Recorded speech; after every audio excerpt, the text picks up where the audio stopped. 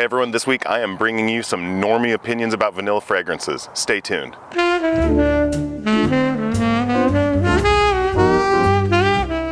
Okay, before I begin, I need to do a little bit of throat clearing because I think if you're a really die-hard fragrance person that's been in this for a long time, you're gonna have really strong opinions about how normie my opinions are. So this video is this. I went through my collection and I grabbed anything that I could that I felt like had a significant amount of vanilla, where it's not just a feature, but it's one of the star players. But that being said, I understand that there are so many vanilla fragrances out there that I haven't smelled. A lot of them probably better than what I have here, but these are the ones that grabbed me enough to be able to buy them myself. I will say something like another disclaimer. I understand that especially for the diehard frag heads, something like Shalimar is going to be considered to be the most magnificent vanilla ever. I've never smelled vintage formulations of it. Maybe that's true.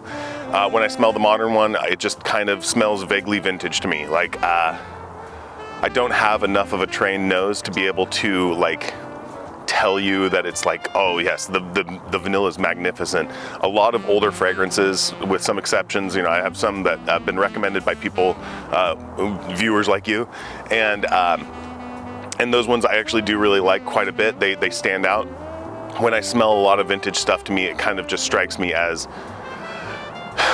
a little samey, you know what I mean? So even when it's something like Shalimar, I'm like, yeah, it smells like my grandma. Sorry, I know that's really normie and bad and I should be ashamed, but it is what it is. So this is kind of a rough ordering of like all of the vanilla fragrances I have. And the other thing I want to say too is that does cross the line when it comes to male or female targeted. If you've watched my channel, you know that I don't care too much about that. I think it's more about the vibe. Lavender doesn't know that it's meant for men. Burnt sugar doesn't know that it's meant for women. So I think you smell something you like that fits the vibe that you're trying to put out, then wear it.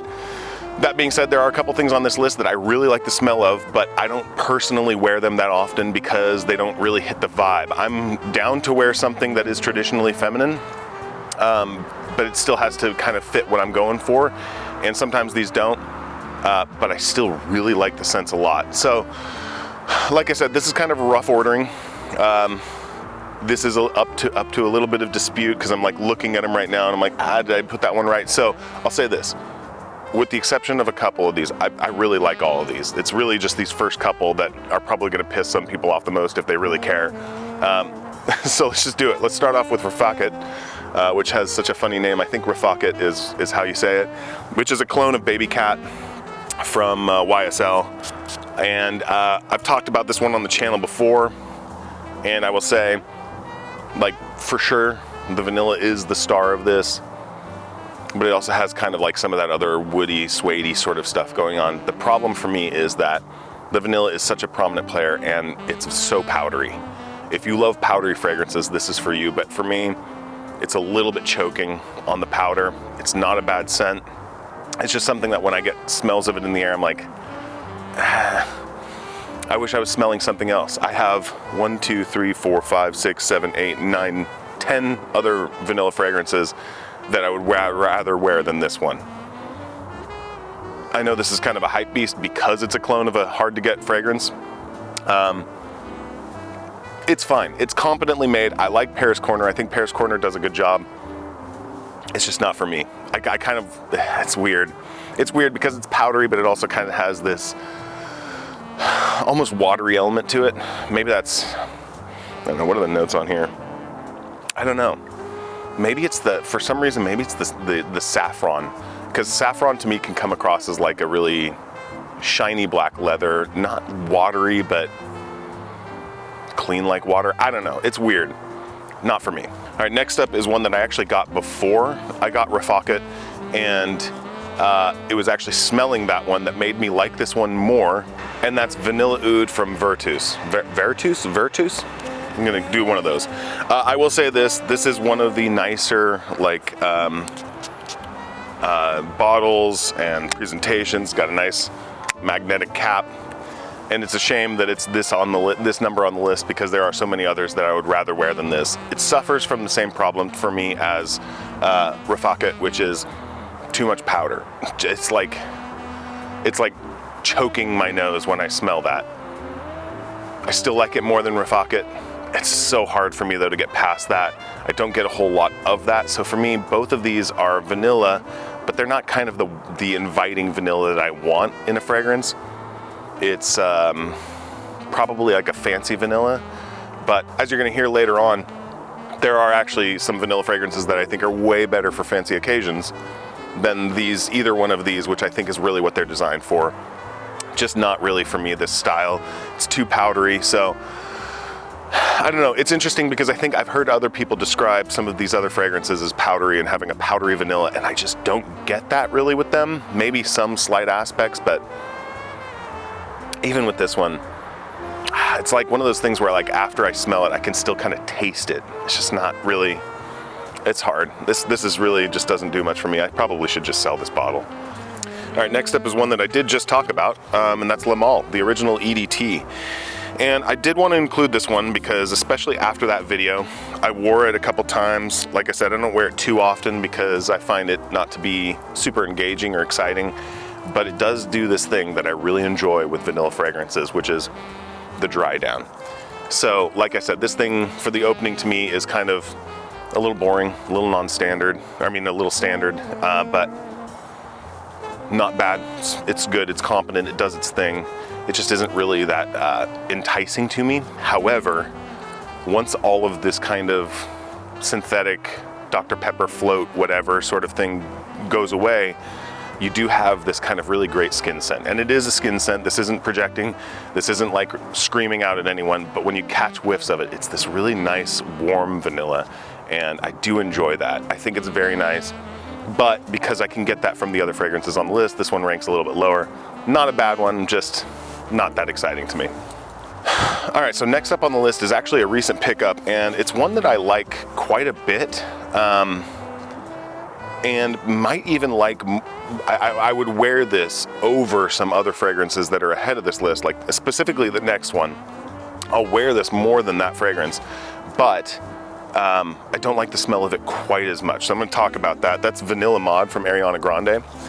I do like this one quite a bit though. Like we have crossed the threshold from fragrances that I'm kind of middling on or don't really like to this one, which I really do enjoy. If you have any experience with Ariana Grande fragrances, this is going to be somewhat familiar. I would say the 4 or 5 most recent releases that I can recall from her have had kind of a shared note, kind of a DNA in them that identifies them as Ariana Grande, starting with, I think, Thank You Next. None of the small little round ones like the Ari or Sweet Like Candy or what's the other one called? Is it Midnight? No. It's the one with Plum. Moonlight. None of those 3 have this, but Thank You Next 2.0, and God Is a Woman, as well as Maud Blush, this one's like sister. They all kind of have this, which is this kind of like a plastic toy smell. Like, you know the plastic toys where the plastic is like thick, but it's really flexible, like dolls and stuff like that? It's kind of got that, but it is subtle in this. It's deliberate. It doesn't smell cheap. It doesn't smell, it smells like it's there on purpose, especially because you get it in all of her fragrances recently, it seems like. It seems like it's one of those identifying factors. And I will say too that you have to be kind of up close to really get that, I think, out in the air. This is a lot more of a fruity floral version of vanilla. So still a very vanilla fragrance. This one's a little bit cooler, not quite as warm. Plum is one of the keynotes. I love plum, and I do think it comes through in here, even though it's a fictional note. But that kind of dark fruitiness to it, sweetness to it. This also has like sugar and pralines, I think, something like that. So it's got a lot of shared notes with particularly God Is a Woman. I think they're very similar. The difference is that this takes the pear out from God Is a Woman, which I'm not as wild about. And in this one, you have a lot more vanilla that's ramped up, plus some like, I think freesia is in there as well. So you get this kind of light, florally, clean vanilla.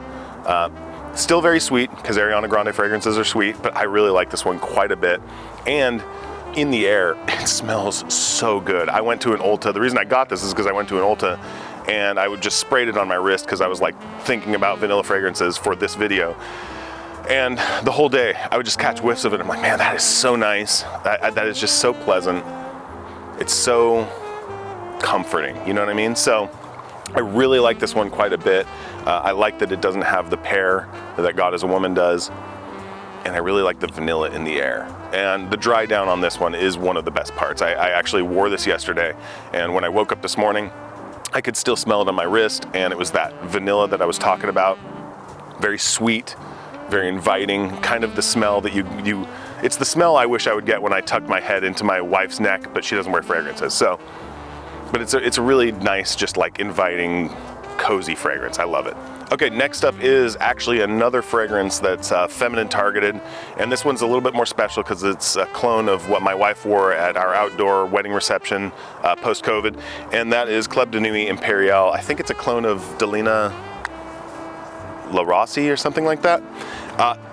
This is the slept-on release from this line that came out when all four of those came out. The Baccarat Rouge clone, the Bleu de Chanel clone, and what was the other one that they did?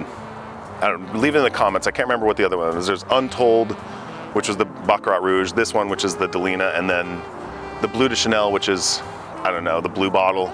Tell me what the other one is. This one I think is the best out of all of them. Number one, I think it's cloning a more interesting fragrance than the other ones. And number two, this is such an insanely strong and this is one of the strongest fragrances I own. If I spray this on a tester strip, like a day or two later, if it's in my office still just smells like this. It's so strong, but in such a great way, because this is such a beautiful vanilla rose. It really is. There's some greenness to it that keeps it kind of fresh, but it has just a really beautiful kind of photorealistic, to my nose, rose mixed with a lot of vanilla, lots of vanilla. So you have this really creamy floral, and I love this one a lot. Again, I don't wear this one as much as I would say wear Mod Vanilla because it doesn't fit my vibe quite as much, but I love this smell. This is such a beautiful scent. I love how it is in the air. I think it's one of the most beautiful scents in the air. The sillage on this is amazing. And so if you like rose and you like vanilla, or your significant other does, this is absolutely one worth checking out. I think this is one of the better values that exists in the fragrance community because of that quality. It's really something beautiful. All right, next up is another recent pickup, but it's one that I have been enjoying quite a bit, and I love another fragrance that it's very similar to. This is Cairo Nights from Sphinx. Like I said in the video about this one, I don't think that it's a one-to-one with Altair, mainly because I think this has cardamom in it more prominently. But that being said, the vanilla in this is very similar to what you get in Altair, kind of that ice creamy, sort of sweet. And the thing for this one is the sillage. This is one of those things that in the air, it's insane. It smells so good. In the air, this is just such a beautiful scent. It leaves a beautiful trail. Not this scent, but the same kind of profile. When I wore Altair, there's literally one time that I pulled up at a drive-thru in a Taco Bell, and like as I was driving up, the woman was like coming out of the window like, "What are you wearing?" It was the weirdest, like most forward that I've ever had someone do that, but I was like, "It's this," and I was like, "Save money though, go get a sample from Nordstrom because it's like $300." But it's just one of those things where you're like, the first time you smell it, you might go, "That smells really synthetic and really fake." And it kind of does, but in such an addictive, weird way. It's very strange because everything in me says that I shouldn't like this as much as I do. But in the air, man, it is just so addictive and beautiful. I absolutely love this one. So, this one is a very creamy, sweet, synthetic vanilla, like I said. But this one, the star of the show, is out in the air. Absolutely beautiful. All right, next up is going to be it had to be on the list, and I am in desperate need of a new bottle because you can see this one is low. It's a Mercedes-Benz Club Black, and yeah, man, I am ripping through this one. And there's a reason why. This is one of the best bed scents that I have. This is one of the best dumb reaches that I have. It's just good. This is like vanilla extract, spices. It's warm. It's what you want if you're a man and you want to wear a vanilla fragrance. This is one that feels that way. I think it's totally unisex, but I think men who are conscious about that stuff or concerned about something smelling too feminine could totally wear this without any like concerns. There's a little bit of a woodiness to it as well. Not as much as another fragrance I'm going to be talking about, but I do really like this one quite a bit. Mainly, I think for this, it's the vanilla and the spiciness. So you have this kind of zingy sort of vanilla. That makes it distinct, sets it apart from the other ones. It's not as soft, it's not as smooth, but it is really, really enticing, and it's interesting. It's got some depth to it as a result of that. And it's always funny to see a car brand who takes this seriously. You know, Bentley and Mercedes-Benz seem to be the ones that do it the most. But Mercedes-Benz, I think, does some really fun and varied stuff. So this one gets a lot of attention, and because it's also so affordable, I think it's a pretty easy pickup. I recommend it, and I think especially if you're a man looking for something that's vanillic to wear this winter, I think this is a good option. All right, in the number 2 spot, I've got a technically feminine targeted release, but I really think it's feminine leaning, but I think men can totally get away with wearing it. I think it's phenomenal, and I've talked about this. It's Eilish, from Billie Eilish. I guess it's not Eilish number 1. At the time, it was just called Eilish. And the reason I rank this one here is because I think in terms of vanilla fragrances, that if you just want to wear something that's going to make you feel good, that smells good, that's smooth, that's easy, that's still got some complexity to it and some richness, this is pretty much the top. I think this is one of the best. I mean, obviously, I think this is like one of the best vanilla fragrances.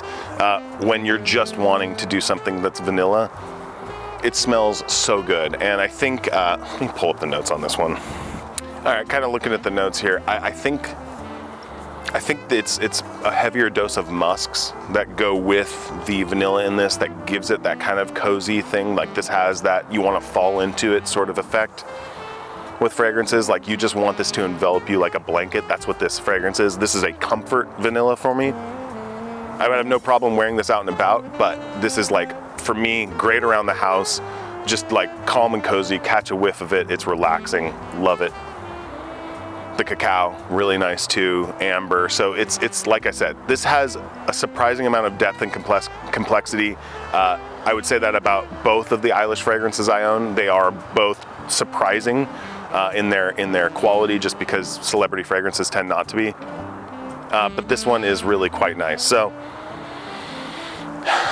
man, it's really, really good. And the nice thing about this too is like 50 bucks. You can get this online for like 50 bucks, and it's just one of those like reliably great vanilla fragrances that probably, I don't think it gets talked about nearly as much as it should, because it also has a great bottle. All right, rounding out the list here, I've actually got a tie for first place, and the reason is because it's 2 clones of a fragrance. I don't think one of them calls itself a clone, but it is. It's Kismet for Men from Maison Alhambra, which is Lattafa, and then Mustache Eau de Parfum from Rochas, or is it? Yeah, it's Rochas, isn't it? Anyway,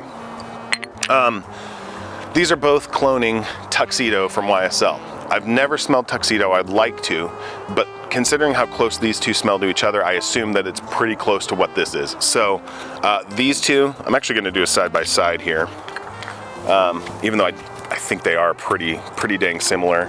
But I actually haven't done a side-by-side of these two. I've just gone, oh yeah, those are basically the same. So I'm gonna, okay, so I have Kismet in this hand, and I have Mustache Eau de Parfum in this hand. Yeah, interesting.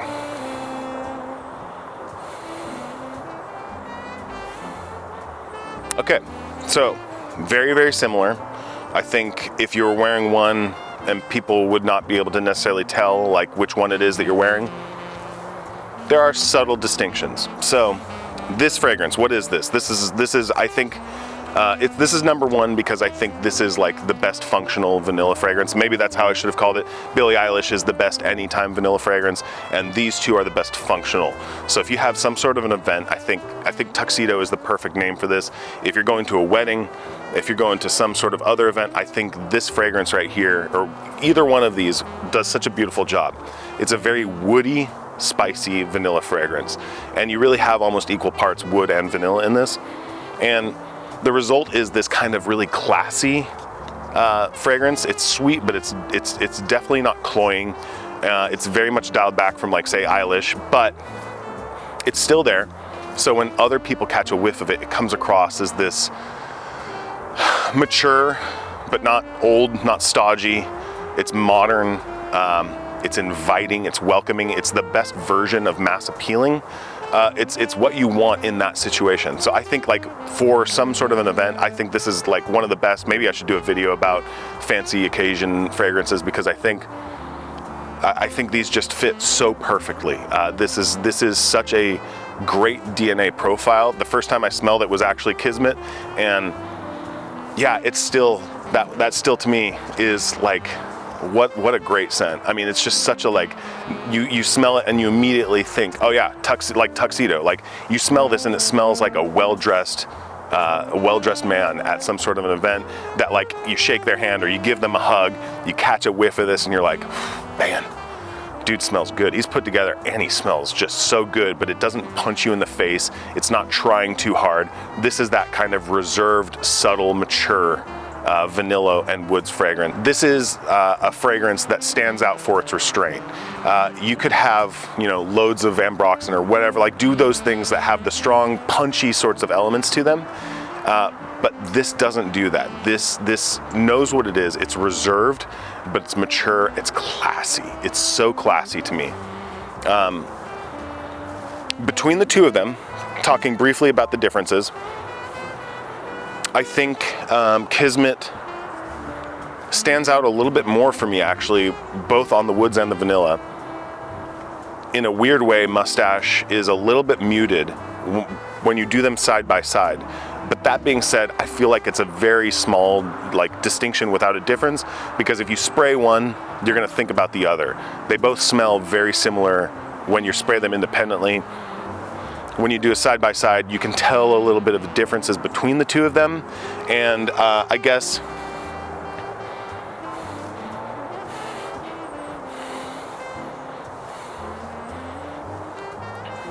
if I'm doing a side by side, I like Kismet a little bit more. But that being said, I think you see whichever one is cheaper at the time, you just get that, because I think you're gonna achieve the same thing with either of them. But for me, I think Kismet has a slight increase in sweetness over Mustache. Mustache is slightly drier. And I get a little bit more of the woods in Kismet. So they both have, like, a vanillic wood things going on, but Kismet has a little bit more vanilla, makes it a little bit creamier. But they're both so good. I mean, that's why this is a number one. I think it's just such a genius DNA that does such a great job. As a functional fragrance, I think these are some of the best. So, man, that's a lot of fragrances. I hope you've enjoyed this. If you've got a recommendation for vanilla fragrance I've never smelled, please let me know in the comments, because I'm always on the hunt for something new, and we got plenty of time left in Christmas, or in fall and winter. So let me know, and I'll talk to you next week.